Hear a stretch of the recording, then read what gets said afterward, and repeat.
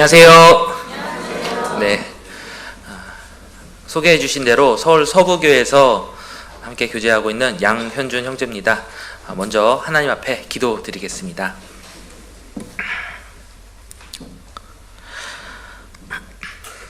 사랑과 은혜가 풍성하신 아버지 하나님 감사드립니다.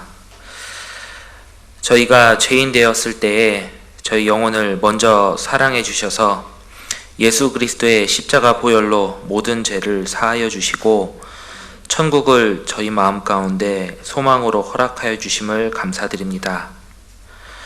또한 주님의 몸 되신 교회 안에 불러 모아 주셔서 사랑하는 형제 자매님들과 함께 교제를 나누며 하나님 나라가 확장되는 일에 저희를 사용하여 주심을 감사드립니다.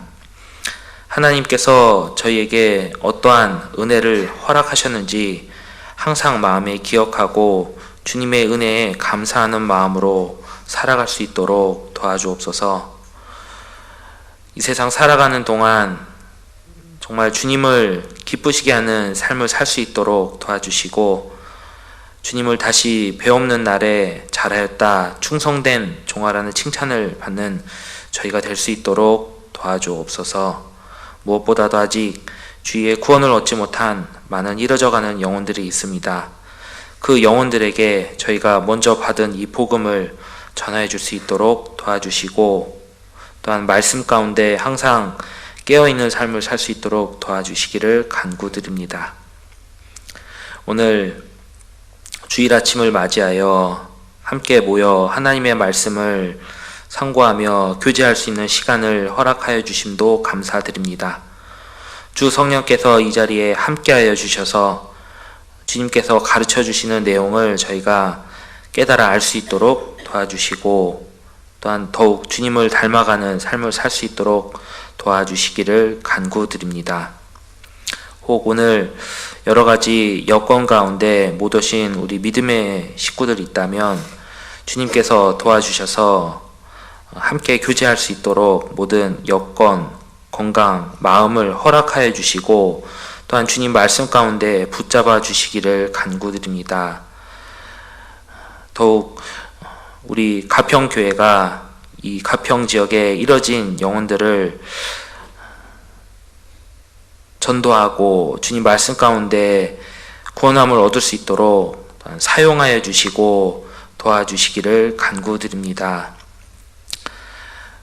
이 시간 말씀이 전해지는 곳마다 주님 함께하여 주시고 그 가운데도 주님의 그 복음의 역사가 힘있게 증거되기를 소원합니다.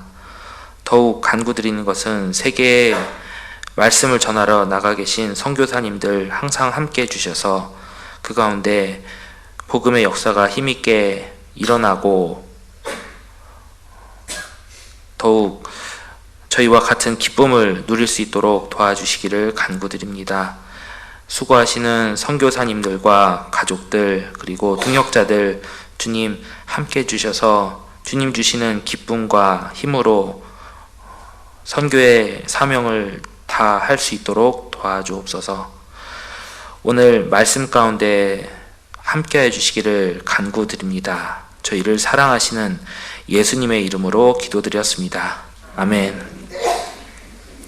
네, 요한계시록 3장 보시겠습니다.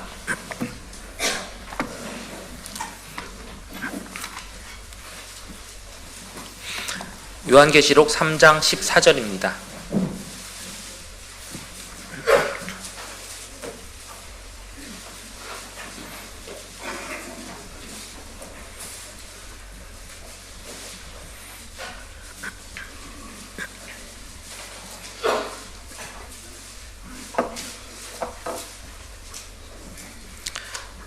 조금 긴데요. 14절부터 22절까지 제가 읽어드리도록 하겠습니다. 라오디게아 교회의 사자에게 편지하기를 아멘이시오 충성되고 참된 증인이시오 하나님의 창조의 근본이신 이가 가라사대 내가 내 행위를 아노니 내가 차지도 아니하고 더 없지도 아니하도다 내가 차든지 더 없든지 하기를 원하노라 내가 이같이 미지근하여 더웁지도 아니하고 차지도 아니하니 내 입에서 너를 토하여 내치리라. 내가 말하기를 나는 부자라 부유하여 부족한 것이 없다 하나 내 곤고한 것과 가련한 것과 가난한 것과 눈먼 것과 벌거벗은 것을 알지 못하도다.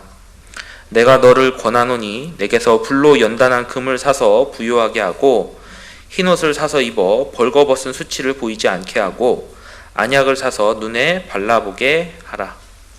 무릇 내가 사랑하는 자를 책망하여 징계하노니 그러므로 내가 열심을 내라 회개하라. 볼지어다 내가 문 밖에 서서 두드리노니 누구든지 내 음성을 듣고 문을 열면 내가 그에게로 들어가 그로 더불어 먹고 그는 나로 더불어 먹으리라.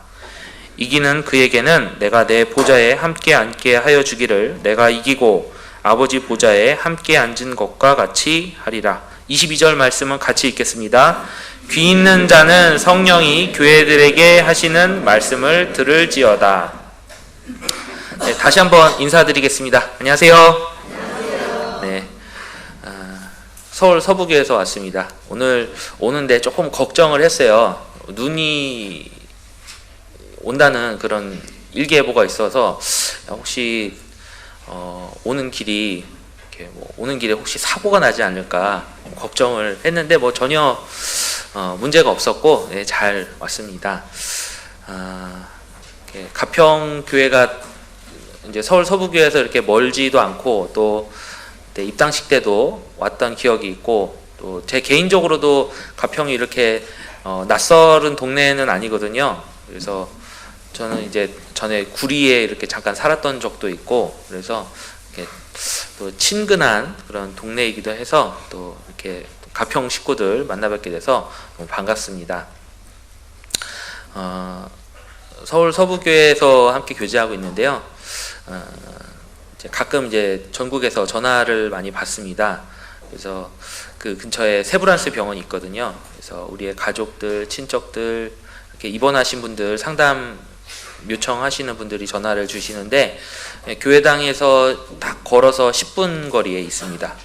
그래서 멀지 않고요. 그래서 언제든지 전화 주시면 또 기쁨으로 이렇게 병원에 찾아가도록 하겠습니다. 저희 교회는 아마 가평교회는 이미 대전도 집회를 하셨던 것으로 알고 있습니다. 예, 저희 교회는 내일부터 대전도 집회가 있는데요. 최호영 목사님 모시고 집회가 있는데 많이 전화를 받았어요. 집회가 취소되지 않았냐고. 네, 사무실에서도 전화를 많이 받고 저도 전화를 많이 받았는데 네, 다행히 취소는 안 되고 정상적으로 합니다. 그래서 위에서 기도도 해주시면 감사하겠습니다. 또 하나 더 기도 부탁드릴 내용은 저희는 이제 재건축을 이제 또 앞두고 있습니다.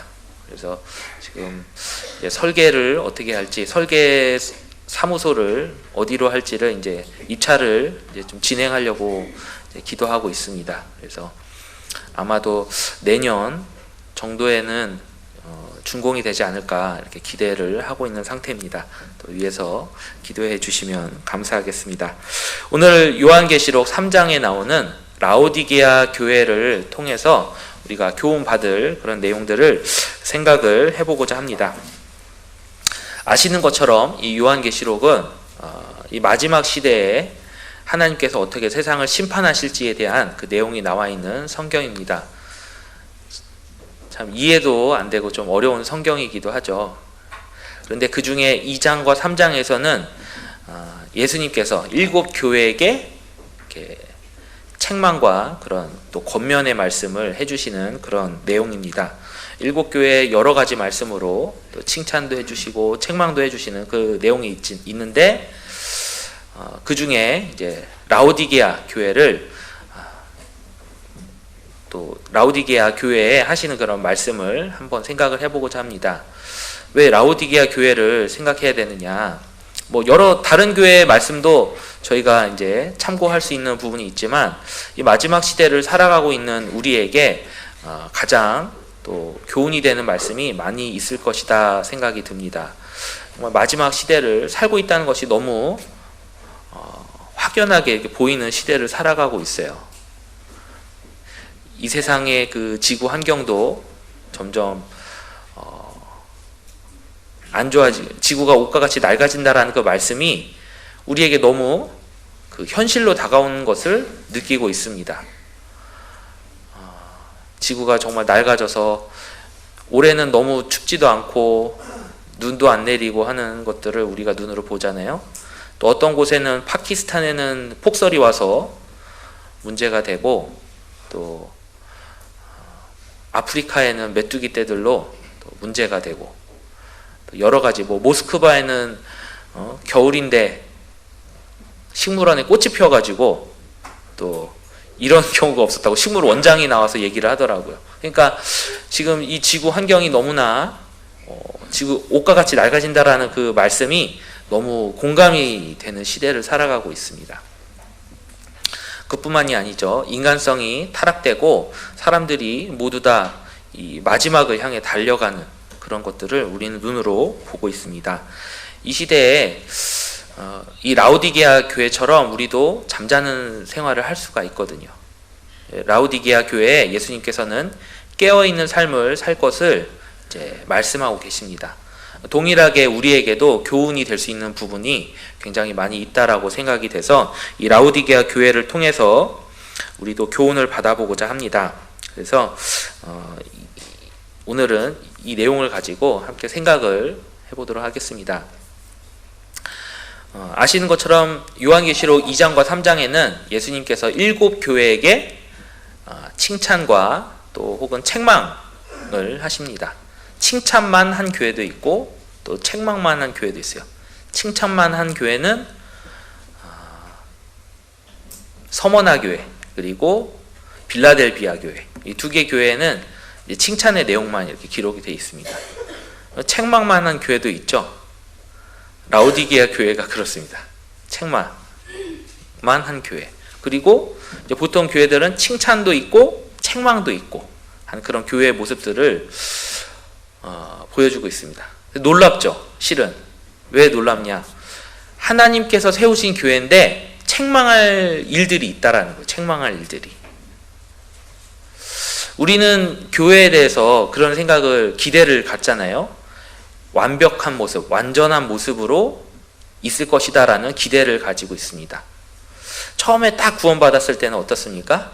구원받은 형제 자매님들 천사 같고 또 저분은 화장실도 안 갈 거야 이런 생각을 할 수도 있겠죠. 저분은 어떻게 저렇게 살지? 이렇게 생각이 될 때도 있는데 신앙생활을 하고 이렇게 시간을 지내다 보면은 어떤 형제님의 자매님의 흠이 보입니다.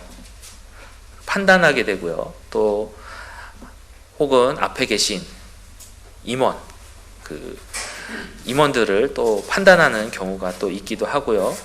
또 심지어는 목회자를 또 판단하는 경우도 실제 교회 가운데 있습니다. 어떻습니까? 성경에서는 그런 일들이 없을 거라고 얘기한 적은 없어요. 있습니다. 이스라엘이 광야 생활을 하면서 그들의 도마 위에 올랐던 것은, 가장 많이 올랐던 건 누구예요? 모세죠. 네, 모세. 그래서 모세가 모세에게 원망하는 말들을 많이 합니다. 원망하는 말들 중에 여러 가지가 있겠지만 우리를 물도 없고 식물도 없는 광야로 이끌어서 우리를 죽게 하려 하느냐. 이 말을 우리 말로 이렇게 쉽게 표현하자면 너 나 죽이려고 하지, 이런 표현이잖아요. 너 나 죽이려고 하는 거잖아 라고 모세를 이제 원망하는 그런 내용들이 나옵니다. 우리의 마음속에 쉽게 불평과 불만이 올라올 수 있다는 것을 이야기하죠. 그 원망하는 내용으로 인해서 이 교회 가운데, 교제 가운데 또 멀어지는 사람들이 있어요. 잠언 18장 1절에 보면 무리에게서 스스로 나뉘는 자는 자기 소욕을 따르는 자라 온갖 참 지혜를 배척하느니라. 우리가 생각해야 될 것은 하나님께서 세우신, 하나님께서 소유하고 계신 교회지만 그 중에는 책망받을 만한 내용도 혹 있을 수 있다는 거예요. 꼭 있다란 얘기가 아니라 있을 수 있다는 겁니다. 있을 수 있어요. 그리고 하나님께서는 그 교회를 계속 바꿔 가셔요. 또 고쳐 나가십니다. 그래서 에베소서 5장에는 물로 씻어 말씀으로 깨끗하게 하사 거룩하게 하시고 자기 앞에 영광스러운 교회로 세우사 티나 주름 잡힌 것이나 이런 것들이 없이 흠이 없게 하려 하심이라. 교회를 하나님께서 세워 가셔요. 칭찬도 하시지만 책망도 하시고 고쳐 나가십니다. 그렇다면 우리가 취해야 될 태도는 뭐예요? 하나님께서 바꾸어 나가고 계시니까 나는 그 가운데서 기다려야 되는 거예요. 이런 문제가 있으니까 나는 교제에서 멀어져야겠다. 뒤에서 팔짱만 끼고 어떻게 하나 보자. 이렇게 할 것이 아니라 나도 그 가운데서 함께 기다리고 교회를 하나님께서 어떻게 바꿔 나가시는지 우리가 살펴보고 기다리고 또 우리도 힘을 모아야 될 의무가 있다는 것이죠. 의무가. 그래서 이 7 교회를 통해서 예수님께서 말씀하신 내용을 통해서 우리가 생각해야 될 내용은 교회에도 책망할 내용이 있을 수 있다는 것을 우리는 생각해야 됩니다. 고린도 전후서를 우리가 보다 보면은 사도 바울이 그 고린도 교회에 많은 문제들을 이야기하고 있습니다. 파당을 나눈 문제들, 성찬식을 잘못 행했던 내용들, 여러 가지 내용들을 또 문제점들을 이야기하고 있습니다. 그런데 우리가 아는 것처럼 고린도전서 15장에는 어떻게 나와 있어요? 고린도 교회는 교회도 아니다. 거기 나가지 마라. 이런 내용이 있는 건 아니잖아요. 내 사랑하는 형제들아 견고하며 흔들리지 말며 항상 주의 일에 더욱 힘쓰는 자들이 되라라고 말씀하고 계셔요. 그러니까 어떤 문제가 있더라도 우리는 그 교회를 떠나서는 안 되는 겁니다. 그곳에 함께 머물러 있어야 돼요. 하나님의 인도하심을 기다리고 바라야 됩니다. 이 7 교회의 그 하신 말씀을 통해서 우리가 먼저 생각해 볼 수 있는 내용을 좀 말씀드렸습니다. 자, 우리가 이제 또 라오디게아 교회를 또 자세하게 이제 공부를 해야 됩니다. 보통 보면은 이제 이 7 교회가 약간은 조금 좀 낯설죠. 이게 지금의 터키에 있는 그 지역에 있었던 교회들입니다. 라오디게아 교회가 어디 있는 거야? 생각을 하실 수도 있겠지만 이 터키 그 지도를 보시면은 지도를 이렇게 많이 보실 일은 없으시잖아요. 저는 지도 보는 걸 되게 좋아합니다. 그래서 구글로 이렇게 막 가서 여기는 어떻게 돼 있나 이런 거 살펴보는 거 좋아하는데 터키 지역을 지금 봐도 이 지역이 그대로 남아 있습니다. 그래서 터키의 그 서한 쪽에 있는 그런 지역이고요. 그래서 이제 에베소 이렇게 외웁니다. 보통 에서버두 사빌라 이렇게 외우거든요. 그래서 에베소, 서머나, 버가모, 두아디라, 사데, 빌라델비아, 라오디게아 이렇게 시계 방향으로 돌아가면서 이 위치들을 이야기합니다. 우리나라로 따지자면 광주, 대전, 서울, 성남, 대구, 양산, 부산 이 정도 되는 이렇게 시계 방향으로 이렇게 위치를 해 있습니다. 그래서 에베소부터 라오디게아까지 이렇게 시계 방향으로 이렇게 위치를 하고 있고요. 그 도시들은 다 간선도로로 연결이 돼 있어요. 그래서 저희도 이제 서울과 광주가 이렇게 호남선, 부산, 경부선 이렇게 연결된 것처럼 그 당시에 도로가 잘 닦여져 있었던 것 같습니다. 그래서 이제 주요 우체국들이 있었던 그런 도시였다라고 이제 이야기를 하고 있습니다. 이제 에베소 교회에서 7 교회를 다 통과해서 라오디게아 교회까지 가는데 거리가 약 340km 정도 된다라고 이야기하고 있습니다. 또 그렇게 먼 거리는 아닌 거죠. 이제 각 교회 간 거리가 한 4-50km 이제 걸으면 빠르면 하루면 갈 수 있는 그런 거리를 이제 가지고 있어요. 이 라오디게아 교회는 특별히 검은 양모와 의학이 이제 발달된 그런 도시였습니다. 옷을 팔기도 하고 또 의대가 있을 정도로 당시에 의술이 이제 뛰어났던 그런 도시였다라고 이제 이야기하고 있고요. 근데 특별하게도 이 라오디게아 교회 지역에 라오디게아 지역에는 물이 생산이 안 돼서 옆에 있는 히에라볼리와 골로새에서 물을 이제 얻었다라고 수로를 통해서 얻었다라고 이제 기록이 되어 있습니다.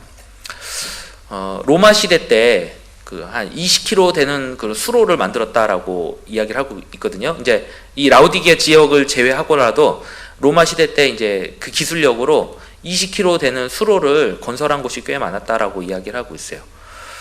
저도 이제 멕시코에 이제 자매결연 교회가 있어서 2017년에 이제 한번 갔었습니다. 가서 사진 찍는 곳 중에 하나가 그 수로더라고요. 수로 앞에서 사진을 찍는데, 지금 우리가 생각할 때는 아니 수로를 만든 게 뭐가 이렇게 대단한가 싶겠지만, 당시에 이 수로가 어떤 한 지역과 다른 지역에 연결해서 물을 보낸다는 것이 굉장한 기술력을 요하는 그런 것이었던 것 같습니다. 그래서 이 히에라볼리와 골로새 지역에서 나오는 온천수와 또 탄산수를 이렇게 공급을 받았다라고 이제 이야기를 하고 있고요. 또 하나 생각해 볼 내용은 이 라우디게아 지역은 굉장한 부자 동네였어요. 부자 동네. 다른 지역도 비슷하게 부자였던 것 같습니다. 다 지금 언급했던 동네들은 대부분 다 부유한 그런 동네들로 기록이 되어 있습니다. 자, 이런 이제 배경 지식을 가지고 이제 함께 이제 생각을 해보겠습니다. 요한계시록 3장 15절입니다.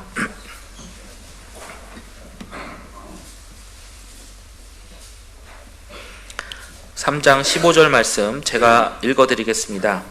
내가 내 행위를 아노니 내가 차지도 아니하고 더웁지도 아니하도다. 내가 차든지 더웁든지 하기를 원하노라. 내가 이같이 미지근하여 더웁지도 아니하고 차지도 아니하니 내 입에서 너를 토하여 내치리라. 예수님께서 라오디게아 교회에게 첫 번째로 책망하신 내용은 그들의 미지근한 신앙 상태였습니다. 정말 신앙생활을 뜨겁게 해야 됨에도 불구하고 뜨겁게 하지 못하고 미지근하게 살아가는 그들의 모습을 책망하셨어요. 예수님께서는 이 교회를 소유하고 계시죠. 하나님께서 자기 교회, 하나님의 피로 사신 교회다라고 이야기를 하셔요.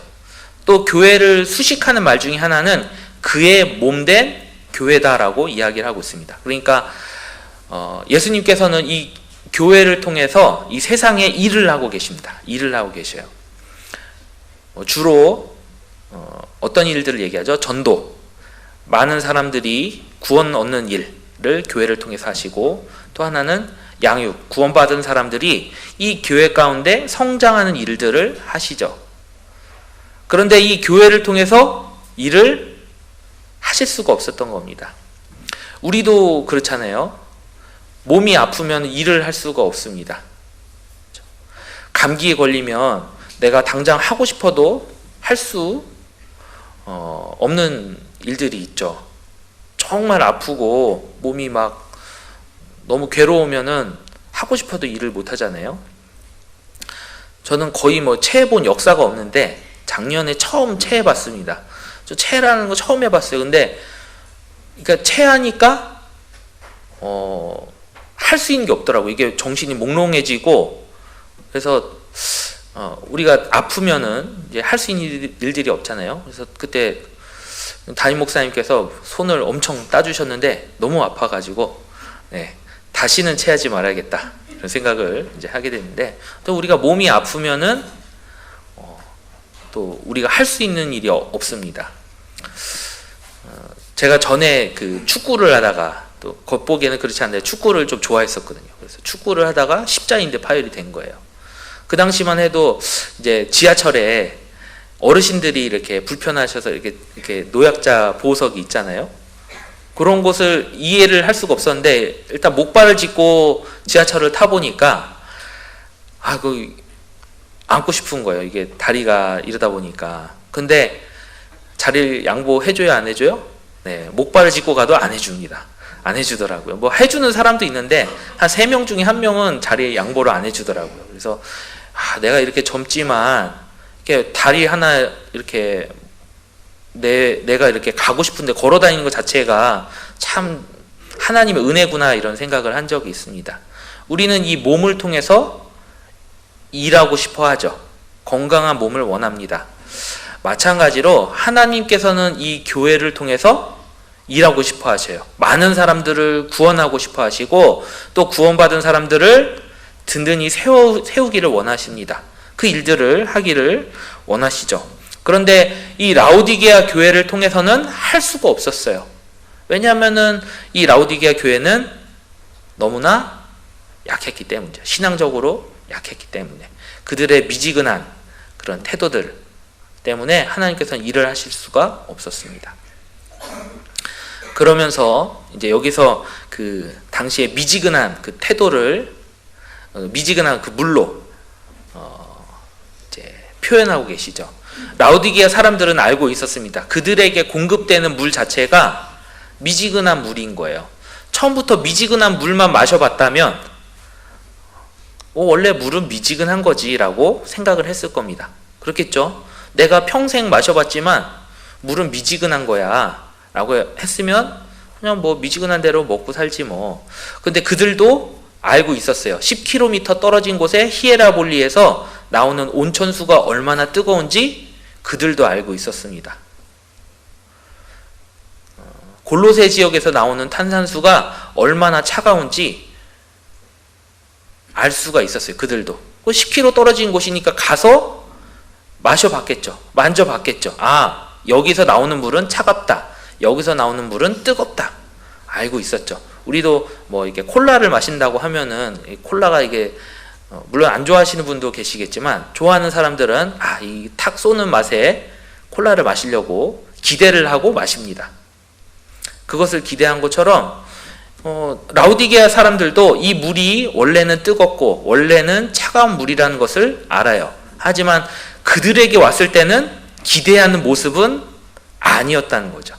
수로를 통해서 그들에게 전달됐을 때는 뜨거운 물도 아니고 차가운 물도 아니고 그냥 미지근한 그런 물처럼 그들의 신앙 상태가 하나님 앞에 기대하는 모습은 아니었다라는 거예요. 정말 뜨겁게 살기를 하나님 바라고 원하시는데 그들의 신앙 상태는 전혀 아니었습니다. 여기 잡아놓으시고요. 잠언 25장 보시겠습니다.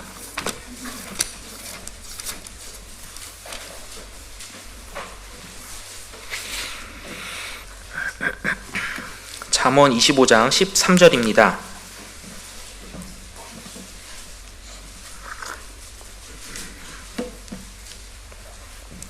(25장 13절) 말씀, 잠언 25장 13절 말씀 다 찾으셨으면 같이 읽도록 하겠습니다. 충성된 사자는 그를 보낸 이에게 마치 추수하는 날에 얼음 냉수 같아서 능히 그 주인의 마음을 시원케 하느니라. 주인의 마음을 시원케 하는 얼음 냉수처럼 충성된 사자는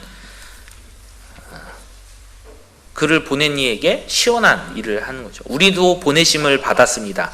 하나님 앞에서 보내심을 받았는데 이 라오디게아 교회는 하나님께서 보내신 하나님의 소유된 백성들이지만 하나님의 마음에는 시원하지 못했어요. 하나님의 마음을 시원케 했던 사람들이 있죠. 예수님의 사도들, 그들은 목숨을 바치면서까지 하나님의 마음을 시원하게 했습니다. 복음을 그렇게 전했어요.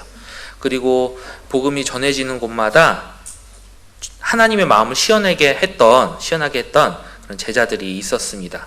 그리고 결국 그 복음이 전해져서 우리에게까지 왔죠.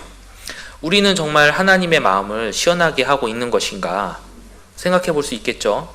내가 살아가는 모습을 보고 하나님께서 정말 시원하게 기쁘게 생각하고 계실까 생각할 수 있겠죠. 저도 이제 제가 하나님의 마음을 정말 시원하게 하고 있는 것일까라는 생각을 한 적이 있었습니다. 한 2년 전이었던 것 같아요. 이제 교회에 어떤 자매님의 아버님이 이제 치매에 걸리셔서 집에 이제 혼자 계셨어요. 그런데 어때요? 이제 그런 분들은 이렇게 종종 집을 나가려고 하시잖아요. 집을 나가고 잘 돌아오실 수가 없습니다. 혼자 힘으로.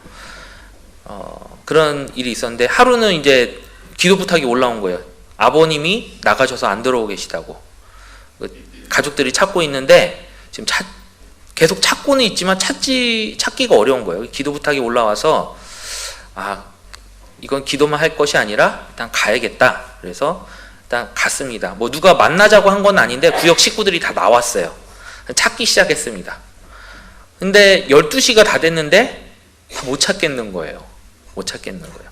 그런데 그날은 춥지가 않은 날이었어요. 따뜻한 날이었습니다. 그래서 어르신 어디 탈진해서 기다리시면은 누군가 신고해 주겠지, 이런 기대로 그날은 다 집에 들어갔어요. 그런데 다음날 아침이 됐는데 연락이 없는 겁니다. 신고가 들어올 줄 알았는데 연락이 없는 거예요. 그래서 이제 또 구역 식구들뿐만 아니라 교회 식구들도 뭐 시간 되시는 분들은 오시고 또 퇴근하시는 대로 오시고 다 찾기 시작했어요. 또 동네를 이렇게 뭐 조를 나눠서 뭐 여기도 가시고 저기도 가시고. 그런데 어제랑 다른 거예요. 이제 비가 오기 시작했습니다. 이제 비가 오기 시작해가지고 이제 다 찾고는 있는데 한 9시가 이제 넘어가기 시작했어요. 자매님들도 찾고 계시니까 이제 좀 위험하잖아요. 일단 밤에 이렇게 다니시기는. 그래서 결정은 이제 이렇게 했습니다. 이제 9시 이후로 한 번만 돌고 이제 다 들어가자라고 결정은 하고. 그런데 이제 속으로 마음속에는 이제 자매님들 들어가셔야 되니까 그렇게 얘기는 했지만 형제님들 마음속에는 들어갈 수가 없는 거예요. 없죠. 그렇잖아요. 가족들은 아버지를 못 찾으면은 들어갈 수가 이제 없는 겁니다. 그렇잖아요. 그 마음을 알고 있으니까 오늘은 이제 밖에서 밤새겠구나, 이런 생각을 한 적이 있었습니다. 그래서 이제 계속 찾고 있는데 다행히 신고가 들어왔어요.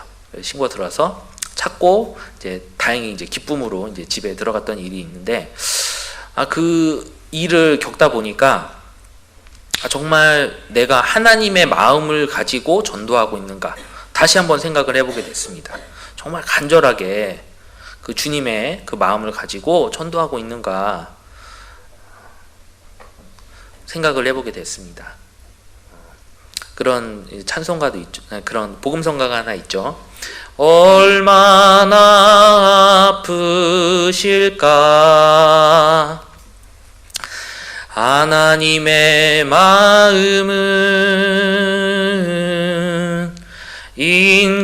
인간들을 위하여.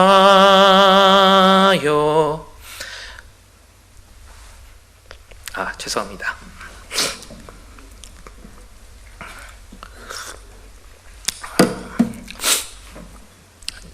뒤에 가사는 이제 다 못하겠네요. 네.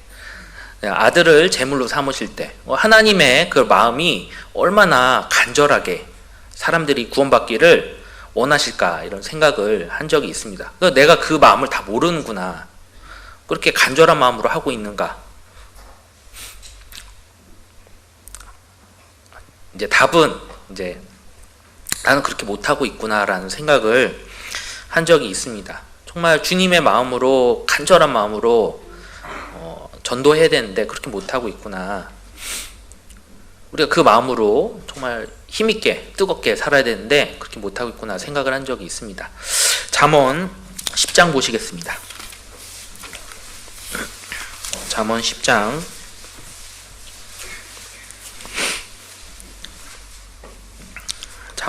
26절입니다. 26절 말씀도 같이 읽겠습니다.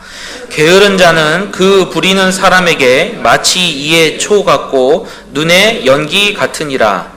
게으른 사람은 그 부리는 사람에게 이의 초 같고 눈의 연기 같으니라. 눈의 가시라고 이야기하죠.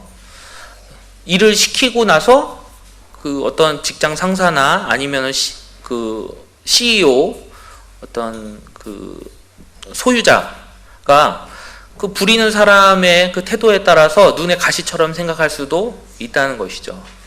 저도 이제 회사 생활을 전에 했었는데 회사에서 말단으로 있을 때는 잘 모릅니다. 뭐 내 할 일 열심히 하면 되지 뭐, 열심히 하고 인정받으면 좋은데, 이게 점점 올라가면 올라갈수록 내 일만 잘하는 게 아니라 일을 시켜야 되는 입장이 되는 거예요. 그런데 일을 시켜보신 분들은 아시겠지만 내 일처럼 해줍니까? 꼭 해주는 사람도 있지만 부하 직원이 내 일처럼 해주지 않는 경우도 실은 굉장히 많습니다. 예, 굉장히 많아요. 근데 그렇다고 자를 수는 없죠. 또 자를 수는 없고 또 어떻게 이렇게 잘 이렇게 포용해서 잘 해야 되는데, 하나님의 마음에도 정말 우리를 주님의 그 나라를 위해서 일하는 일에 우리를 불러주셨는데 그렇게 게으른 사람이 될 수도 있다는 거예요. 원하시는 모습이 있는데 그 원하시는 모습을 보여주지 못할 수 있다는 겁니다. 이 라오디게아 교회의 모습이 그러했다라는 거예요. 아무것도 안 하는 것은 아니겠지만 주님의 원하시는 모습과는 전혀 다른 그런 모습을 가지고 살아가는 그런 교회였습니다. 그 내용을 책망하고 계셔요. 요한계시록 3장 다시 돌아가 보겠습니다.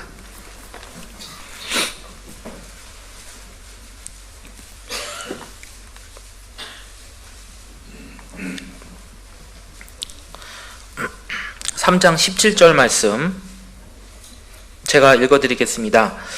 내가 말하기를 나는 부자라 부유하여 부족한 것이 없다 하나 내 곤고한 것과 가련한 것과 가난한 것과 눈먼 것과 벌거벗은 것을 알지 못하도다. 첫 번째 책망하신 내용은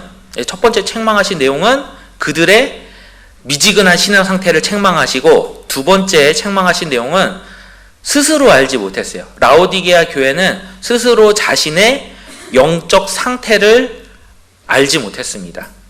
라오디게아 사람들은 부자였습니다. 부자는 그 재물을 자기의 성벽같이 여기느니라. 돈이 많으면은 자기 그 든든한 것으로 이제 생각을 한다는 것이죠. 그래서 세상에서도 부자였는데 자기 신앙도 부자인 것으로 착각하고 있습니다. 그래서 그들이 가난하다라고 하나님 말씀하시잖아요. 요 앞에 그 요한계시록 2장에는 서머나 교회에게 내가 세상에서는 궁핍과 환난을 당하나 실상은 내가 부유한 자니라 라고 예수님께서 그들을 말씀하고 계세요. 겉보기에는 궁핍한 것처럼 보이고 환난을 받는 것처럼 보이지만 그들의 실제는 부유하다라고 이야기하고 계시고, 이 라오디게아 교회는 반대예요. 육신적으로는 부자였지만 그들은 반대로 하나님 앞에 가난한 사람이었다라고 이제 예수님께서는 책망하고 계세요. 그러니까 이 재물로 인해서 그들의 영적 눈이 가려진 것이죠. 이게 비단 재물에만 국한된 얘기는 아닙니다. 세상에서 명예를 얻은 사람들, 세상에서 성공한 사람들, 능력으로 인정받은 사람들, 또 그들의 눈이 가려질 수 있는 거예요. 실제 구원받는 사람들 보면 그렇지 않습니까? 세상에서 성공한 사람들이 구원받기 쉽습니까? 그렇지 않거든요. 세상에서 뭐 좋은 직장 가지고 있는 사람들, 공무원이라든지 좋은 직장 가지고 있는 사람들 구원받기가 너무 어렵거든요. 내가 지금까지 살아오면서 내가 자수성가했는데 내가 이렇게 노력해서 이렇게 성공했는데 나 지금까지 하나님 도움 안 받고도 잘 살았다. 내가 지금 왜 갑자기 하나님 도움 받아야 돼? 라고 반문하는 사람들이 많죠. 그러니까 자기가 쌓아놓은 것 때문에 그들의 눈이 가려져서 구원받을 마음조차 없는 겁니다. 마태복음 5장에 나오죠. 심령이 가난한 자는 복이 있나니 천국이 저희 것이며. 마음이 가난한 사람이 말씀을 가까이 하기가 더 쉬운 부분이 있습니다. 네. 그래서 이 라오디게아 교회는 그들의 그 때문에, 그 재물 때문에 그들의 눈이 가려져 있습니다. 우리 그리스도인들도 이제 마찬가지다라고 생각이 들어요. 우리의 온갖 것들로 우리의 눈이 가려질 수 있고 우리 신앙 상태를 잘 알지 못하는 경우가 실제 있을 수 있습니다. 내가 누구인지 모를 수 있다는 거죠. 고린도 교회가 그랬어요. 고린도 교회. 고린도전서 1장 6절에 보면 그들의 많은 지식이 있었어요. 지식이 있는데 사도 바울이 그들을 칭찬할 때 무엇을 가지고 칭찬했냐? 그들의 지식으로 말미암아 그리스도의 증거가 견고케 됐다라고 이야기하고 있어요. 그러니까 지식을 가지고 칭찬한 것은 맞습니다. 하지만 그들은 그 많은 지식을 가지고 뭘 했습니까? 파당을 지었어요. 나는 게바에게, 나는 바울에게, 나는 아볼로에게 속했다. 이렇게 파당이 나눠지기도 하고, 또 교회 안에 또 여러 가지 그런 문제들, 어떤 음행죄가 들어오기도 하고, 또 결국에는 사도 바울까지 판단하는 그런 잘못까지 범합니다. 그러니까 고린도 교회는 그들의 많은 지식으로 인해서 자신의 영적 상태를 모르는 그런 일들이 돼버린 거죠. 구원받은 사람에게도 마찬가지인 거예요. 내가 누구인가를 모를 때가 너무나 많습니다. 하나님께서는 성경을 통해서 우리 자신의 상태를 보여주고 계시죠. 우리의 죄악된 상태를 보여주고 계십니다. 우리가 신앙생활을 하면 할수록 1년이 되고 2년이 되고 10년이 되고 20년이 되고 하면 할수록 뭐가 보입니까? 신앙생활을 제대로 한 사람이라면은 나의 부족한 모습들이 보이게 되는 거예요. 하나님의 능력을 알게 되고 내가 어떠한 존재인가를 더 알게 됩니다. 아, 내가 이런 죄인이었구나. 내가 구원받을 수밖에 없는 죄인이었구나. 저는 이제 국민학교 5학년 때 구원을 받았습니다.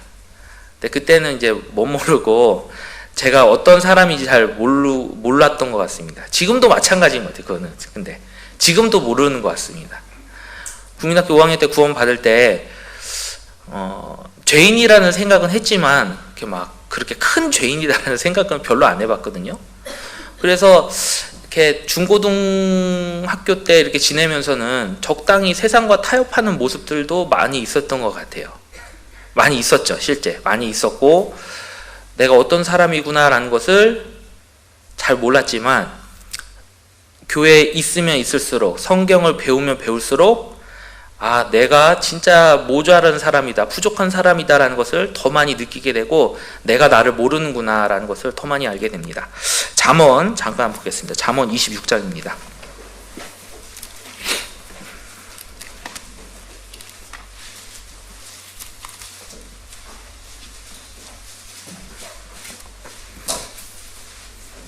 잠언 26장 16절입니다.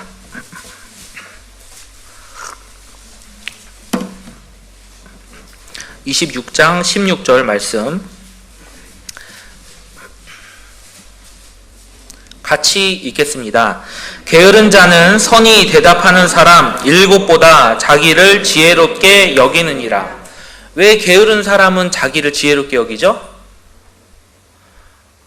왜냐하면 일을 해본 적이 없기 때문에 그래요. 실제 해보면 어때요? 아, 어렵구나. 이론은 원래 쉬운 거거든요. 말은 원래 쉬운 거거든요. 무리를 걷는 방법이 있죠. 무리를 걷는 방법. 자, 왼발을 먼저 디디고 왼발이 빠지기 전에 오른발을 디디고 그 오른발이 빠지기 전에 왼발을 디디면 무리를 걸을 수 있다. 말은 쉬운데 그렇게 할 수 있는 사람은 아무도 없죠. 우리는 성경에서 아담과 하와를 보면서 나라면은 저 선악과를 안 먹었을 텐데 그런 마음을 갖죠. 이스라엘 백성들 가데스 바네아에서 하나님의 명령을 어기고 우리는 가나안 땅에 들어가지 않겠노라 이야기했던 이스라엘 백성들을 보면서 나라면은 저러지 않았을 텐데, 그런데 실제 우리가 신앙생활을 하면서 느끼는 것은 내가 그 아담이구나, 내가 그 이스라엘 백성이구나 라는 사실을 더 깨닫게 되는 거예요.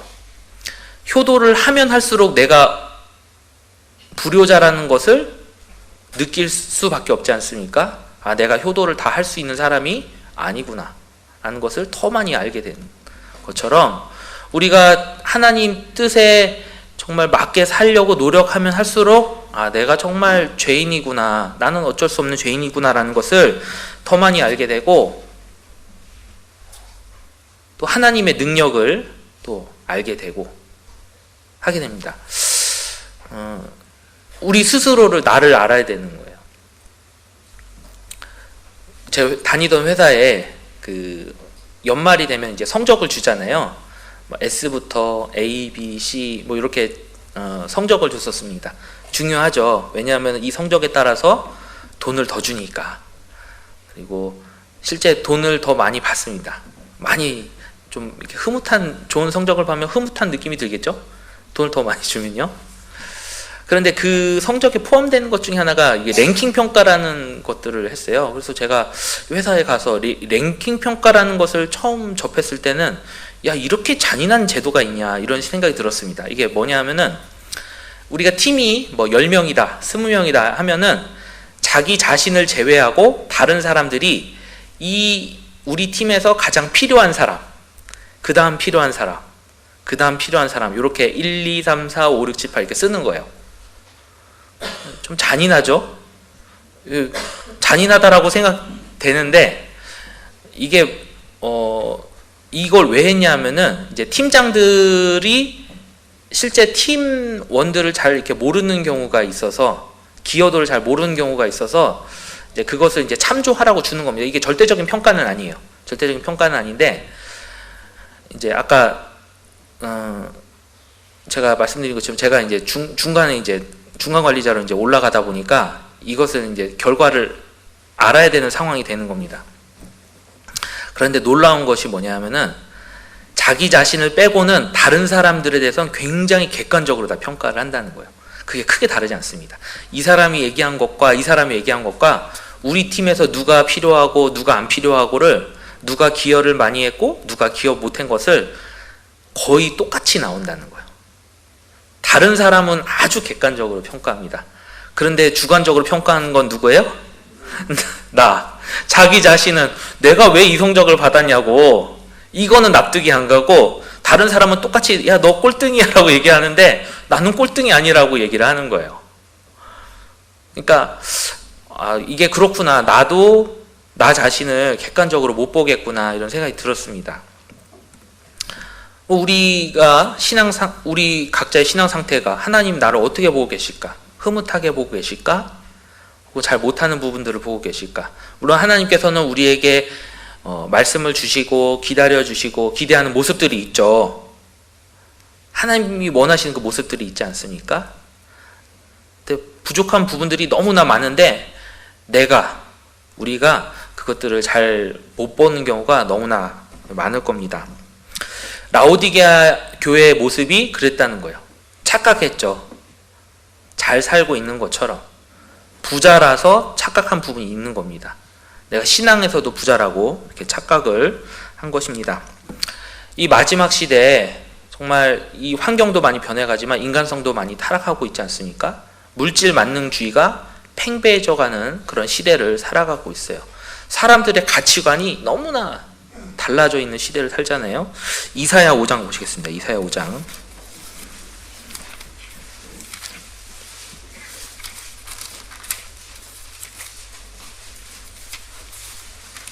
5장 20절입니다.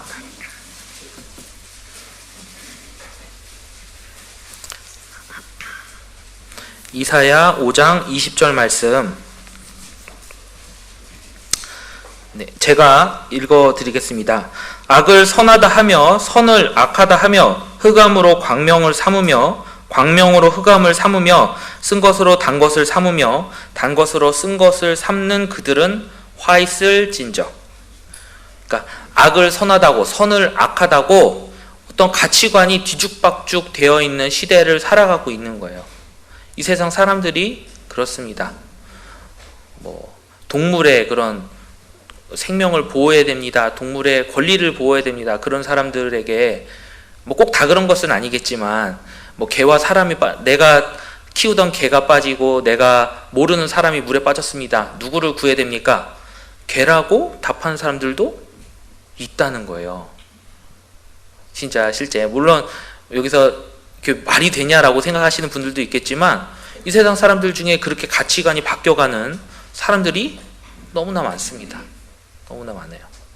그러니까 이 시대에 살아가는 우리도 그런 가치관의 영향을 받으면서 살아가고 있는 거예요. 우리도, 나도.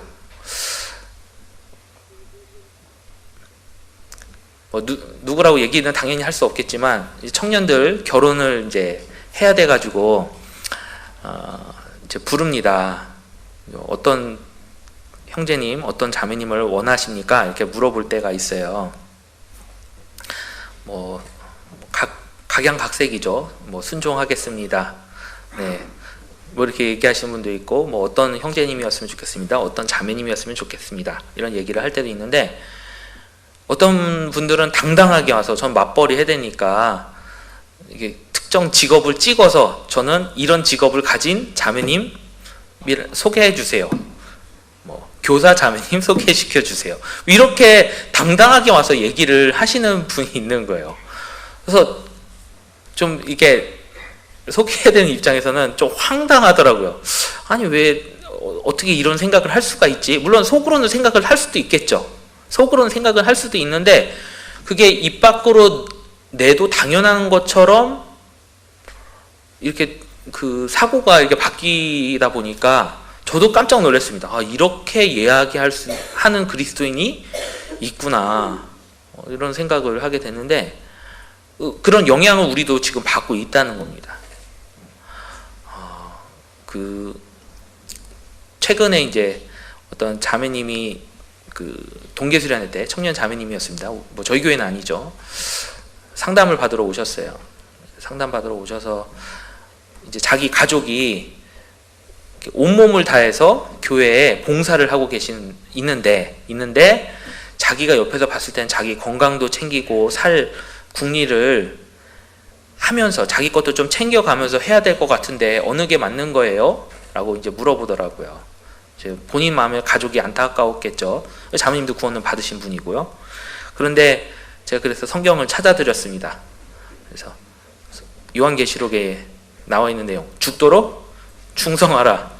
성경에서는 적당히 충성하라고 말하는 경우가 없거든요. 그렇잖아요.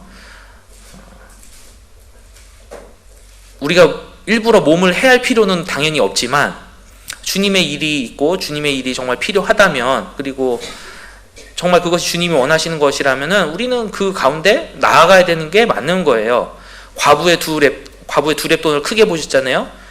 생활비 전부를 넣었을 때 과부 보고 예수님께서 야 그것까지 필요 없다, 야 너 생활비 써라 이렇게 하시지 않으셨어요. 잘하였다라고 칭찬하시잖아요. 고린도 교회도 힘에 지나도록 자원해서 헌금했을 때 그것까지 필요 없어 라고 얘기하신 적은 없으셔요. 잘했다라고 칭찬하시는 거예요. 그러니까 우리가 그렇게 못 살 뿐이지 우리가 힘에 지나도록 하는 것이 잘못됐다라고 하신 적은 한 번도 없으셔요. 성경에서는. 그러니까 우리가 힘을 다해서 하는 것이 맞는데 이 세상에서 살다 보면은 우리가 나 자신을 생각할 수밖에 없잖아요. 또 직장 문제, 학원 문제, 그것들을 챙기면서 살아가다 보니까 마음이 두 개로 나뉘게 되고 또 적당히 타협하면서 사는 자세를 이 마지막 시대에 살아가는 그리스도인들도 가지고 있다는 겁니다. 라오디게아 사람들도 그랬고 또 우리도 그런 영향을 받으면서 살아가고 있는 거예요. 정말 주님이 우선이 돼야 되는, 정말 뜨겁게 살아가는 그런 신앙의 자세를 가져야 되는 것이 맞는데 우리도 그런 영향을 받고 있습니다. 이 라오디게아 교회가 그랬죠. 그래서 이 라오디게아 교회에게 예수님께서는 해결책을 주셨어요. 이렇게 살아라 라고 해결책을 주셨습니다. 우리는 그것에 주목할 필요가 있죠. 요한계시록 3장 돌아가 보겠습니다. 네, 잡아 놓으셨죠? 요한계시록 3장 18절입니다. 네, 18절 말씀 같이 읽겠습니다. 내가 너를 권하노니 내게서 불로 연단한 금을 사서 부요하게 하고 흰옷을 사서 입어 벌거벗은 수치를 보이지 않게 하고 안약을 사서 눈에 발라보게 하라. 세 가지 불로 연단한 금, 흰옷, 안약 등을 갖출 것을 예수님께서는 명령하고 계셔요. 자, 이제 먼저는 불로 연단한 금에 대해서 생각해 보겠습니다. 이 불로 연단한 금은 우리에게 고난을 통과한 믿음을 이야기하고 계시죠. 고난을 통과한 믿음. 욥기 보시겠습니다. 욥기 23장.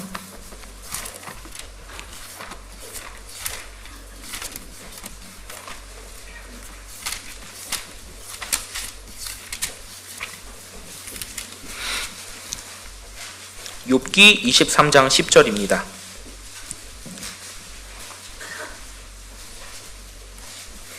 (23장 10절) 말씀. 네, 23장 10절 말씀 같이 읽겠습니다. 나의 가는 길을 오직 그가 아시나니 그가 나를 단련하신 후에는 내가 정금같이 나오리라. 욥에게 단련의 길을 허락하셨습니다. 고난의 길을 허락하셨어요. 그 길 끝에 욥이 정금과 같은 믿음을 가진 사람으로 바꿔주시죠.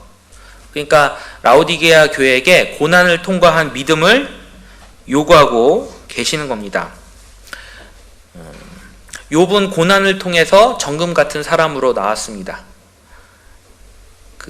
맨 마지막 욥기 42장의 욥은 내가 전에는 하나님을 귀로 들었었더니 지금은 눈으로 보나이다 라고 고백하고 있어요. 하나님을 더 알게 되고 믿음의 사람이 된 것을 이야기하고 있죠. 아브라함이 75세에 하란 땅에서 나와서 가나안 땅에 들어갔습니다. 그때도 하나님을 믿고 있었지만 하나님을 온전히 믿는 믿음은 아니었습니다. 100세 돼서 100세까지 25년의 그 시간 동안 하나님께서 단련하신 후에 이삭을 허락해 주셨고, 아브라함은 하나님께서는 모든 것이 가능하신 분이라는 것을 깨달아 알게 되고 믿음의 사람이 되었어요. 그래서 결국 이삭을 번제로 드릴 수 있는 사람이 되었습니다. 그러니까 고난을 통과해서 믿음을 갖게 되는 것이죠. 제가 전에 몸담았던 교회에서 이제 건축에 이제 작정을 하게 됐습니다. 그런데 이제 전체가 작정해야 되는 금액은 저는 또 학생 때기도 했고 듣도 보도 못한 그런 금액을 이제 작정하게 되니까 이게 가능한 것인가라는 생각을 이제 하게 됐습니다. 이게 가능할까? 네. 근데 그때 어떤 이제 집사님께서 이제 말씀해 주셨어요. 지금 그 당시에 있었던 교회당 더 전에 있었던 곳에서 이곳에 이사 올 때 있었던 일들을 쭉 말씀해 주시는 거예요. 그래서 그때도 하나님께서 도와주셔서 했고, 지금도 우리 각자 맡은 자리에서 최선을 다하면 하나님께서 도와주신다, 가면 된다, 이렇게 의연하게 얘기를 하시는 거예요. 저는 그런 걱정을 가지고 있었지만 그 집사님께서 하시는 말씀을 듣고 나서 하나님께서 도와주시는구나, 나도 이렇게 같이 힘있게 동참하면 되겠구나 하는 그런 생각을 가진 때가 있었는데, 그 집사님의 그 믿음에 대해서 생각을 해보게 됐어요. 그분이 고난을 통과해서 얻었던 믿음을 보고 나도 저렇게 할 수 있겠구나 하는 생각을 했던 적이 있습니다. 고난을 통과한 믿음이 있었다는 것이죠. 우리에게 마찬가지로 고난을 통과한 믿음이 필요합니다. 고난을 받지 않으면 믿음이 성장하지를 않는 겁니다. 다니엘서 보시겠습니다. 다니엘서 3장입니다.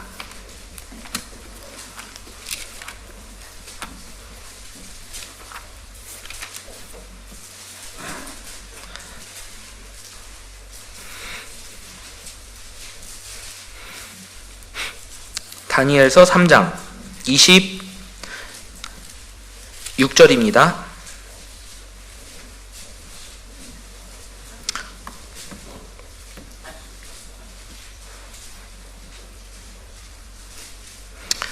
자, 26절 말씀 제가 읽어드리겠습니다.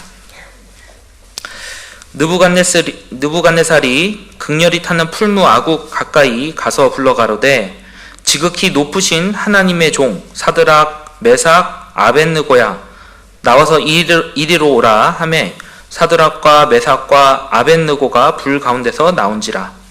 방백과 수령과 도백과 왕의 모사들이 모여 이 사람들을 본즉 불이 능히 그 몸을 해하지 못하였고 머리털도 그슬리지 아니하였고 고이빛도 변하지 아니하였고 불탄 냄새도 없었더라. 자, 이때 다니엘의 친구들은 이 풀무 가운데 나왔을 때 그들에게서 아무것도 타지가 않았던 것처럼 이제 기록이 되어 있습니다. 아무것도 타지 않았다라고 되어 있잖아요. 그런데 이 풀무 가운데서 탔던 게 있어요. 탔던 게 있습니다.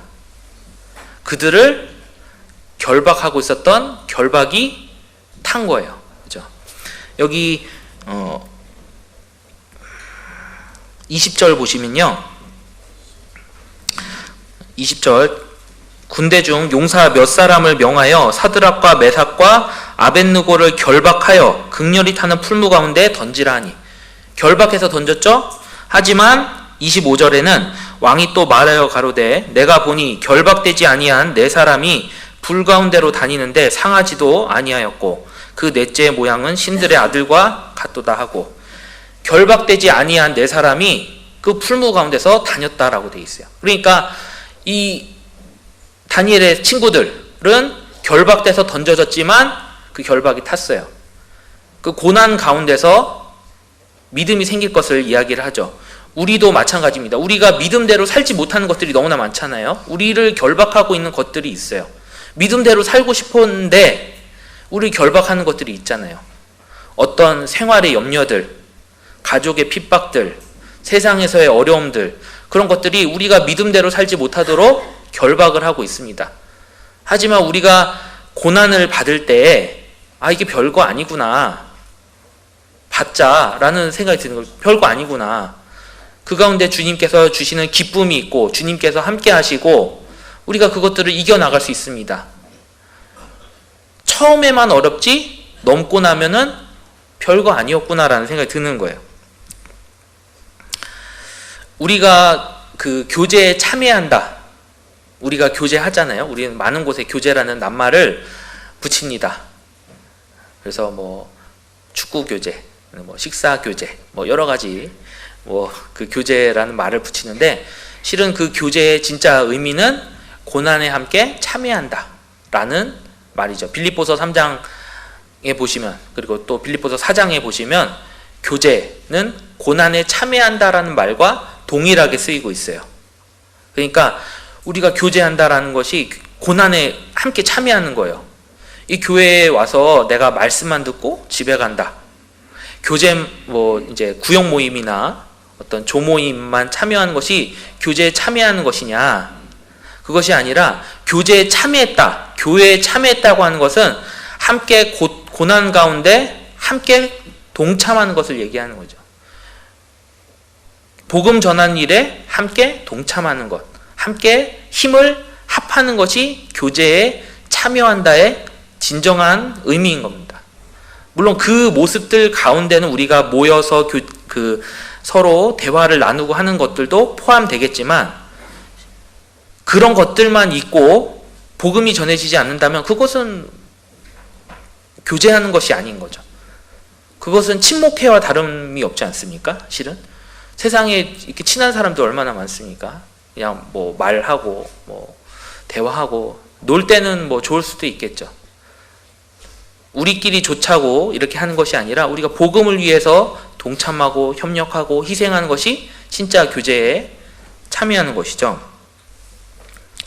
예수님께서 먼저 고난을 당하셨습니다. 그 고난으로 인해서 복음이 완성되었고, 그리고 그 예수님의 제자들이 또 고난을 당하고 또 그 당함으로 인해서 복음이 계속 전해졌고 나에게까지 복음이 전해졌습니다. 빌립보서 1장 29절에 잠깐 찾아보실까요? 빌립보서 1장 29절 보시면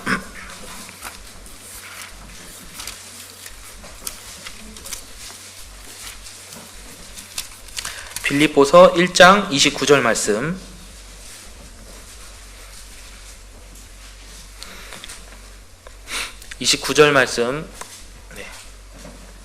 같이 읽겠습니다.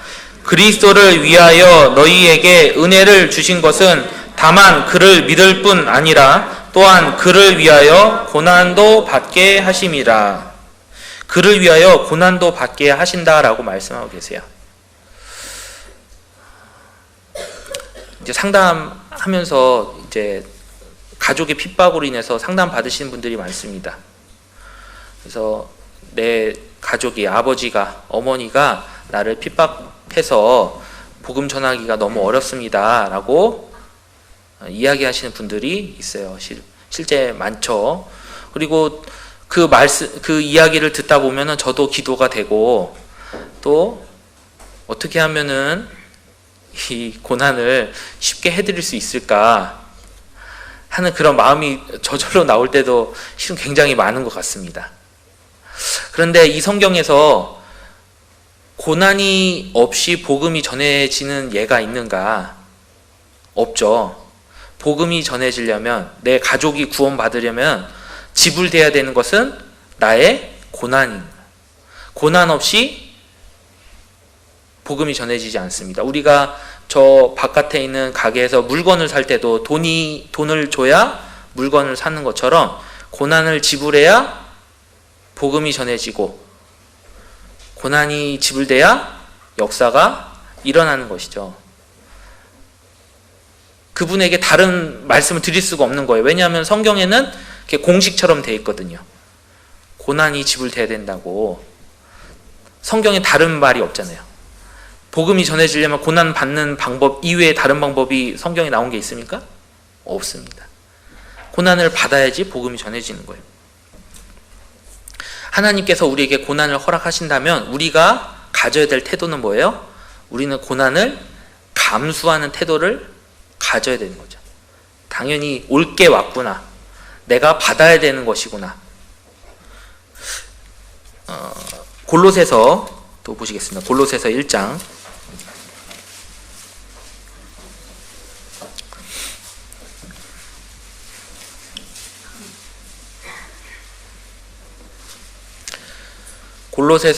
24절입니다.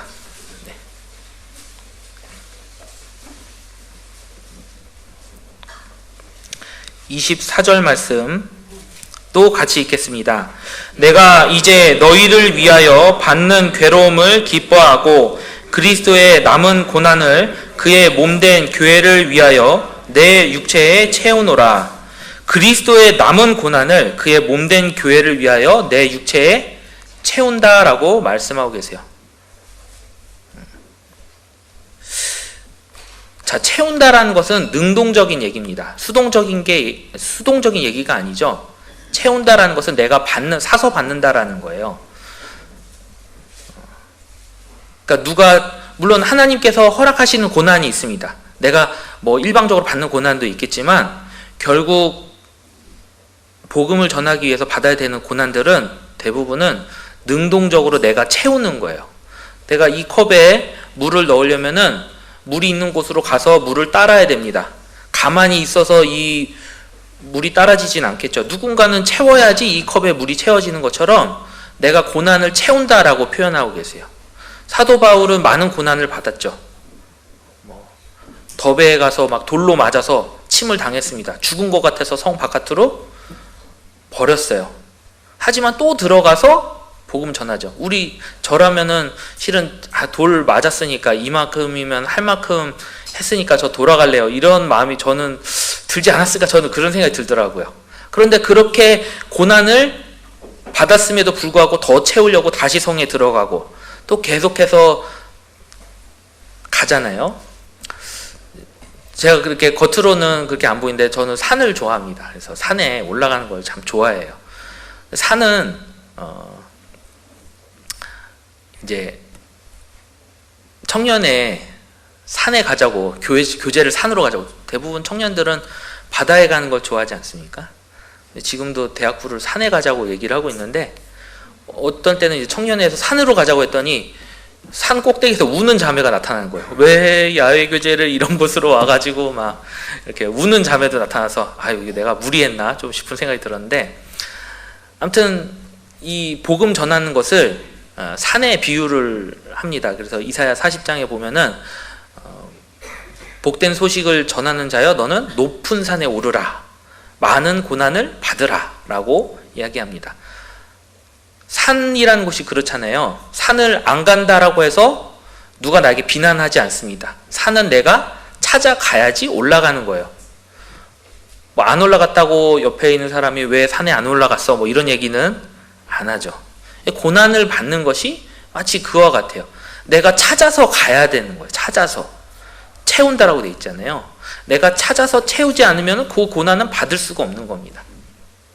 내가 옆에 있는 사람에게 내 가족에게 복음을 전하려면은 고난을 찾아서 받아야 되는 거예요.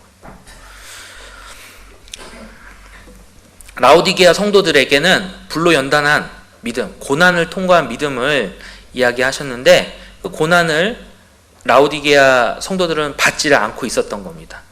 우리 각자에게도 생각해 볼 수 있겠죠. 나는 고난을 받고 있는가? 신앙생활을 하는데 정말 복음 전하려고 고난을 받고 있는가? 내 생활 가운데 무엇이 있는가를 생각을 해봐야 됩니다. 자, 요한계시록 3장 다시 돌아가 보겠습니다.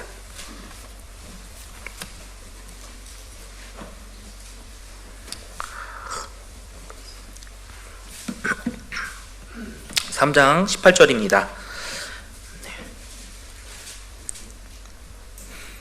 제가 읽어드리겠습니다.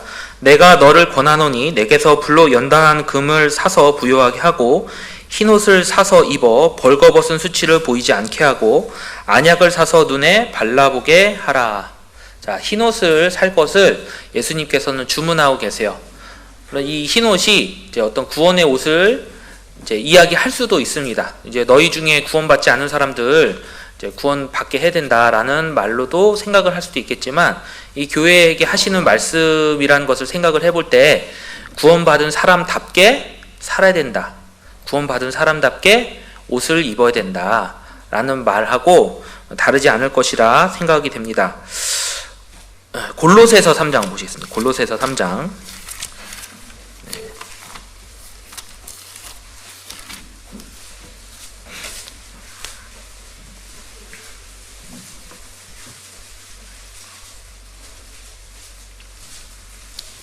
3장 12절 말씀.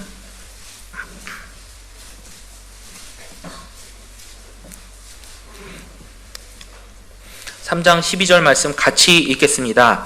그러므로 너희는 하나님의 택하신 거룩하고 사랑하신 자처럼 긍휼과 자비와 겸손과 온유와 오래 참음을 옷 입고. 자, 하나님의 택하신 거룩하고 사랑하신 자 예수님처럼 긍휼과 자비와 겸손과 온유와 오래 참음을 옷 입고. 예수님 같은 옷을 우리가 입어야 되는 거예요. 예수님처럼 닮은 삶을 우리가 살아야 됩니다. 그러므로 세상에 빛을 나타내야 되는 것이죠. 옆에 있는 사람들이, 구원 안 받은 사람들이 그 빛을 보고 따라올 수 있도록 옷을 입어야 됩니다. 베드로전서 3장 15절에도 이렇게 나오죠. 너희 속에 있는 소망에 관한 이유를 묻는 자에게는 대답할 것을 항상 예비하되 온유와 두려움으로 하고. 너희 속에 있는 소망에 관한 이유를 묻는 사람이 있다는 거예요. 흰옷을 입은 사람, 예수님을 닮아가는 사람에게 그 소망에 대해서 물어보는 사람이 있다는 겁니다. 그렇잖아요. 당신이 믿는 하나님에 대해서 나도 알아보고 싶습니다. 이렇게 물어보는 삶을 우리가 사는 것이 너무나 중요하죠. 전도 집회 하면은 가끔 그런 분들이 있잖아요. 우리 교회 형제님, 자매님이 세상 가운데 너무 생활을 잘해서 이분이 믿는 하나님 나도 알아보러 왔습니다 라고 이야기하시는 분들이 있습니다. 몇 년 되셨습니다. 우리 교회, 저희 교회, 서울 서부교회에 구원받으신 자매님 한 분이 계셔요. 근데 이분이 처음 복음을 접하게 된 것이 이제 돈 문제로 많은 문제가 생겼습니다. 이제 소송이 많이 이제 제기가 된 거예요. 소송건이 많이 생겨가지고 어떻게 할까, 이제 소송을 대응하느라고 이제 막 정신이 없었을 때 그 빚을 가지고 있었던 한 분이 5천만 원 받아야 될 돈이 5천만 원인 거예요. 5천만 원을 탁 갑자기 탕감해 주시겠다고 한 거예요. 문제 삼지 않겠다. 그래서 그 자매님이 소송이 여기저기 걸려 있으니까, 그러니까 그때 구원 안 받으신 상태였죠. 여기저기 걸려 있으니까 이제 뭐 5천만 원 탕감해 줄 테니 말씀 좀 들어보자라고 얘기했을 때 좀 바빠서 말씀은 못 듣겠는데 나중에 들어보겠다고 이렇게 이야기하고 이제 지나간 거예요. 근데 이 자매님 마음속에 그런 마음이 들었대요. 이상하다. 사람들은 5천만 원이면은 지구 끝까지 가서 찾아올 텐데 왜 이분은 나한테 탕감해 주지? 라는 생각이 들었다는 거예요. 그러고 나서 또 이제 그분은 이제 다른 교회 이제 자매님이셨는데 이상하다는 생각이 들고 나서 만났던 분이 저희 교회 또 다른 자매님을 만나게 되고 또 저희 교회 또 소송건으로 형사님, 경찰 형제님이 계시거든요. 또 만나게 되면서 이제 말씀을 들어보게 돼서 이제 구원을 받으신 거예요. 그러니까 그 단초는 뭐였냐면은 그 자매님이 5천만 원 탕감해 주시면서 이상하다. 세상에는 이런 사람이 없는데 생각이 들었다는 거죠. 내 주위에 있는 사람들이 물론 우리는 대부분 이제 탕감해주고 5천만 원이 대부분 없겠지만 저는 9천만 원 한번 잊어버려 봤습니다. 그래서 손이 덜덜덜 떨립니다, 진짜로. 금방 찾긴 했는데 야 이거 뭐 거리에 나앉게 생겼구나 이런 생각을 하게 됐는데 진짜 5천만 원 탕감해줬다는 말이 저도 이제 쉽지는 않더라고요. 아 이게 가능한 일인가 좀 생각이 들었는데 아무튼 세상에서도 쉽지 않은 그 일을 이제 그 자매님은 그렇게 하셨는데 우리 주위에 있는 사람들은 나로 인해서 그 빛을 보고 있는가? 아, 저 사람은 정말 하나님 믿는 사람이라고 하는데 뭔가 달라 라고 이야기하고 있는가? 내가 어떻게 비치고 있는가? 또 생각을 해봐야겠죠. 물론 이유 없이 나를 미워하는 사람이 있을 수 있습니다. 내가 술 안 마신다는 이유로 미워하는 사람이 있을 수 있고 그들의 말에 동조하지 않는다라고 해서 미워하는 사람도 있을 수 있죠. 근데 그것이 아니라 내가 내 선행을 가지고 이제 찾아오는 사람들이 있거든요. 궁금해하는 사람들이 있어야 되는 게 이제 맞는 겁니다. 흰옷을 입으라라고 하시는 말씀 속에는 우리에게 또 그리스도인답게 살아라라는 그런 말씀도 있는 거예요. 그래서 라오디게아 교회 사람들에게 말씀하신 것처럼 우리에게도 동일하게 말씀하고 계십니다. 요한계시록 3장 다시 돌아가 보겠습니다.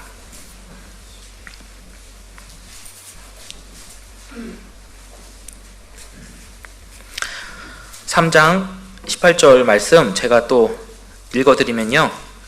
찾아 놓으셨죠? 18절 내가 너를 권하노니 내게서 불로 연단한 금을 사서 부유하게 하고 흰옷을 사서 입어 벌거벗은 수치를 보이지 않게 하고 안약을 사서 눈에 발라보게 하라. 라오디게아 성도들은 영적인 일들을 분별할 수 없었습니다. 그래서 그들에게 안약을 사서 눈에 발라보게 하라. 똑바로 보게 하라 라고 말씀하고 계시죠. 그들은 가난하고 가련하고 벌거벗은 것을 그 수치를 알지 못했다라는 거예요. 자기 스스로의 신앙을 제대로 보지 못했다는 겁니다. 그래서 안약을 발라서 스스로를 보라는 거죠. 우리 각자에게도 마찬가지인 거예요. 내가 신앙생활을 어떻게 하고 있는지, 내가 누구인지 정확하게 볼 필요가 있습니다. 우리 솔직히 나는 나를 잘 모르잖아요. 이제 저도 이 앞에 이제 서는 일을 하게 되다 보니까 말씀을 전하는 일을 하다 보니까 또 굉장히 부끄러울 때가 굉장히 많거든요. 가평교회는 이 유튜브에 많이 올리시더라고요. 그래서 마음이 부담이 되긴 하는데 잘 하고 있는가? 근데 실제 이제 말씀 끝나고 내려가 보면은 뭐 잘못했어요? 하고 얘기해 주시는 분은 실제는 아무도 없죠. 나에 대해서 얘기해 주시는 분이 아무도 없습니다. 자매는 얘기해 주죠. 오늘 이거 뭐 틀렸어. 저거 이렇게 말하는 거 잘못됐어. 막 이렇게 얘기할 때가 있습니다. 그럼 저는 굉장히 고맙게 생각을 하죠. 아, 내가 이런 것도 틀렸구나. 저런 것도 틀렸구나. 내 태도가 뭐가 잘못됐구나. 저도 모르는 저의 잘못들을 이야기해 주는 것이 너무나 감사하죠. 우리가 전체 신앙생활을 놓고 봤을 때 내가 어떻게 사는지, 내가 주님 앞에 합당한 사람인지 우리 스스로도 잘 모르는 게 맞거든요. 신앙생활 하면 할수록 내 자신에 대해서 더 많이 알아가고 느끼게 됩니다. 디모데전서 1장 15절에 보면 사도 바울이 이렇게 고백하고 있습니다. 미쁘다 모든 사람이 받을 만한 이 말이여 그리스도 예수께서 죄인을 구원하시려고 세상에 임하셨다 하였도다. 죄인 중에 내가 괴순이라. 죄인 중에 내가 괴수다라고 이야기하고 있습니다. 사도 바울이 이 말씀을 기록했을 때는 이제 4차 전도행 로마에 투옥됐다가 잠깐 풀려난 것으로, 그러니까 순교 전에 로마 옥에 갇혔다가 잠깐 풀려났다가 이제 순교하신 것으로 이렇게 추정이 되고 있는데, 그때 기록한 것으로 이제 다들 보고 있습니다. 그러니까 이제 주님께 갈 날이 얼마 안 남았을 때 내가 죄인 중에 괴수다라고 자기 자신을 이제 표현하고 있죠. 근데 그것이 사실이죠. 그것이 나에게도 사실입니다. 사실인 거예요. 예수님께서는 하늘 보좌를 버리고 이 땅에 내려오셨습니다. 그분은 하늘에 계셔야 되는 분인데 자기 자신을 겸손하게 낮추셨죠. 근데 나는 분명한 죄인이거든요. 나는 낮출 것이 아니라 내 상황을 알아야 되는 거예요. 내가 내 상황을 모르다 보니까, 내 영적 상태를 모르다 보니까 교만해지는 거거든요. 우리가 아직 죄인 되었을 때에, 우리가 죄인으로 이 세상에 났고 정말 아직도 죄성을 가지고 살아가고 있습니다. 어떻게 신앙생활을 하면 할수록 야 진짜 나에게 이런 마음도 들어있었구나, 저런 마음도 들어있었구나, 별 마음을 다 느끼면서 살아가잖아요. 우리는 내 자신의 영적 상태를 정말 자세하게 살펴볼 필요가 있어요. 옆에 있는 분들을 자꾸 생각할 때 있거든요. 저도 그렇습니다. 말씀을 들을 때 이 말씀은 누가 들어야 되는데, 이 말씀은 어떤 형제님이, 어떤 자매님이 들어야 되는데, 이런 생각을 할 때가 있는데 실제로 나한테는 적용을 안 하고 있을 때가 있잖아요. 그런데 나중에 그런 생각이, 누가 이야기를 할 때가 있습니다. 어떤 문제에 대해서 얘기를 해요. 근데 부인하거든요. 실은 이제 앞으로는 부인하는데 집에 가서 곰곰이 생각해 보면 그 말이 맞는 거예요. 그래서 내가 이런 잘못도 있구나, 내가 모르고선 이렇게 살았구나. 얼마나 창피해요, 그죠? 얼마나 창피해요. 우리 자신의 영적 상태를 더 깊이 깨달을수록 우리는 겸손한 자세를 유지할 수 있고 하나님 앞에서 더 안전한 곳에 있을 수 있는 거죠. 안약을 사서 자신의 그 신앙 상태를 보라고 하신 그 예수님의 말씀처럼 우리 자신의 신앙 상태를 우리는 이제 생각해야 됩니다. 선줄로 생각한 자는 넘어질까 조심하라 라고 되어 있잖아요. 우리는 서 있지 않습니다. 언제든지 넘어질 수 있는 사람이라는 것을 기억하고 인정해야 됩니다. 인정해야 돼요. 나는 넘어질 수밖에 없다. 또 넘어질 수 있다 라는 것을 인정해야 됩니다. 빌립보서 2장 보시겠습니다. 빌립보서 2장.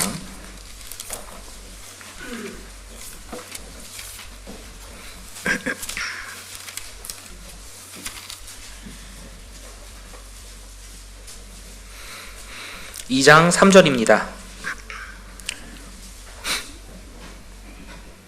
2장 3절 말씀 같이 읽겠습니다.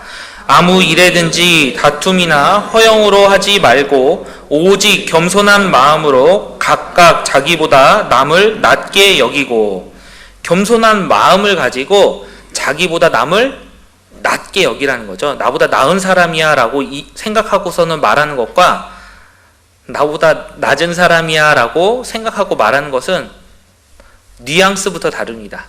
뉘앙스부터 달라요. 어떤 형제님이 잘못을 했습니다. 갈라디아서 6장 1절에 나오죠. 어떤 사람이 죄를 범하거든, 죄는 잘못된 거잖아요. 잘못 범할 수 있죠. 누가 범했어요. 범하면은 그 사람을 바로 잡아주고 너희도 같은 죄를 범치 아니할까 조심하라 라고 되어 있습니다. 그러니까 죄는 잘못한 것은 맞아요. 맞는데 나도 같은 실수를 범할 수 있는 사람이라는 것을 기억해야 되는 거죠. 나도 똑같은 실수를 할 수 있는 사람이다라고 생각하고 말하는 것과 나는 그런 실수를 하지 않아 라고 생각하고 말하는 것은 굉장히 다른 겁니다. 그러니까 나의 신앙 상태를 잘 모르니까 나도 넘어질 수 있는 사람이라는 것을 모르기 때문에 나라면 그러지 않았을 텐데 라는 말이 나오는 거죠. 그래서 라오디게아 성도들은 자신의 신앙 상태를 몰랐고 우리는 내가 언제든지 넘어질 수 있는 사람인 안약을 발라서 보는 것처럼 나의 신앙 상태를 생각을 해야 됩니다. 요한계시록 다시 돌아가 보겠습니다. 3장입니다.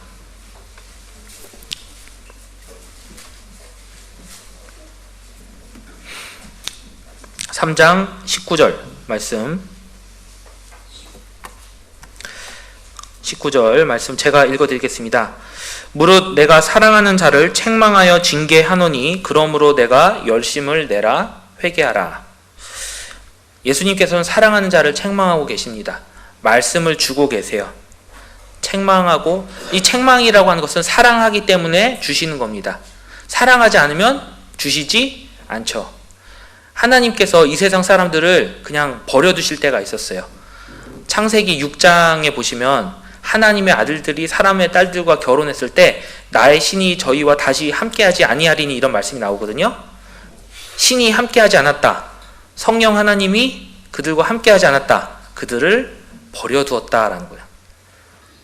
버릴 때는 하나님이 책망도 안 하시는 거예요. 오늘날 나에게 말씀을 주시고 나에게 책망을 주신 이유는 나를 사랑하시고 바로 잡아주시기 위해서 하고 계십니다. 감사해야 되죠. 그래서 20절 말씀 같이 읽겠습니다. 볼지어다 내가 문 밖에 서서 두드리노니 누구든지 내 음성을 듣고 문을 열면 내가 그에게로 들어가 그로 더불어 먹고 그는 나로 더불어 먹으리라. 예수님께서 문 밖에서 두들기고 계세요. 어느 문이요? 내 마음의 문을 두드리고 계십니다. 근데 그 두드리시는 것은 특별한 음성으로 두드리시는 것이 아니라 성경 말씀으로 두드리고 계시는 거예요. 엘리야가 그 갈멜산의 그 대결에서 이제 이겼지만 결국엔 이세벨에게 쫓겨서 호렙산까지 가게 됩니다. 낙심했죠. 엄청 낙심했습니다. 그 가운데 엘리야에게 주셨던 것은 세미한 음성 가운데 엘리야에게 함께 하셨어요. 엘리야를 권고하셨습니다. 마찬가지로 우리에게 특별한 말씀을 주시지 않고 우리가 항상 보는 이 성경 가운데 우리에게 어떤 메시지를 계속 주고 계세요. 그 말씀으로 우리의 마음문을 똑똑 두들기고 계시죠. 우리는 그 말씀을 듣고 화답할 의무가 있습니다. 화답할 책임이 있는 것이죠. 가룟 유다에게 떡 한 조각을 주셨잖아요. 그래서 말씀을 주셨다라고 봐도 같을 겁니다. 가룟 유다에게 말씀을 주셨지만 결국에는 예수님을 팔러 나가게 되는 장면이 있는 거예요. 부자와 나사로에 의해서도 그 부자의 가족들이 세상에 있었죠.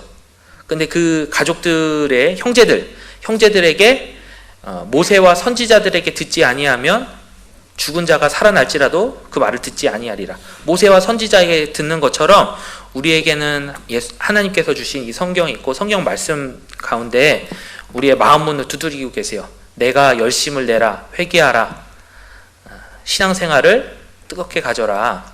이 마지막 시대에 정말 보고 있습니다.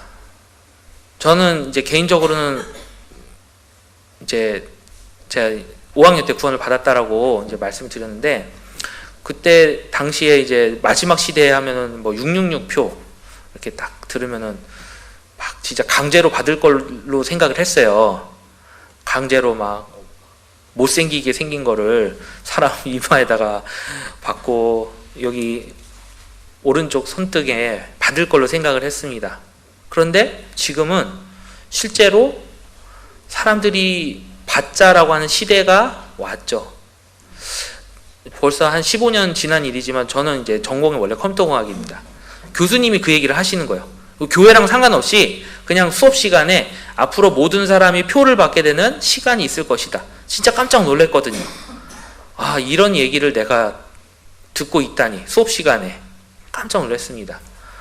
그러니까 그런 시대가, 마지막 그 징조들이 다 이루어지는 시대를 우리가 살아가고 있을 이때에 우리는 정말 라오디게아처럼 차지도 아니하고 더웁지도 아니한 그냥 미지근한 신앙생활을 갖는 것이 아니라 하나님께서 원하시는 그 신앙생활을 갖는 우리 각자가 되기를 바라겠습니다. 그것을 위해서 우리에게 필요한 것은 고난을 통과한 믿음, 그리고 주님을 닮아가는 삶, 또 우리의 영적 상태를 확인하는 그런 눈이 필요하다라고 이 요한계시록 3장의 라오디게아 교회를 통한 교훈에서 확인해 볼 수 있을 것 같습니다. 네, 더 뜨겁게 사는 우리 각자, 또 우리 가평교회가 되기를 바랍니다. 함께 기도하시겠습니다.